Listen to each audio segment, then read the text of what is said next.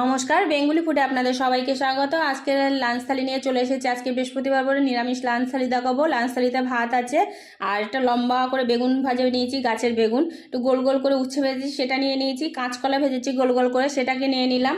আর করেছি গাছের আম দিয়ে টক ডাল করেছি, মানে মুগ ডাল দিয়েই করেছি, সর্ষে আর শুকনো লঙ্কা ফোড়ন দিয়ে সুন্দর করে আম ডাল করেছি, বেশ ভালো লাগে গরমের সময় আম ডালটা। তো এটা নিয়ে নিয়েছি। আর করেছি একটু কুমড়ো, আলু, সজনের ডাঁটা আর ছোলা দিয়ে সুন্দর করে ছক্কা করেছি, তরকারি করেছি, বেশ ভালো লাগে এটাও। তো এটা নিয়ে নিচ্ছি। এই হলো আজকের লাঞ্চ থালি। লাঞ্চ থালিটা ভালো লাগলে একটা লাইক করবেন, চ্যানেলটাকে সাবস্ক্রাইব করবেন।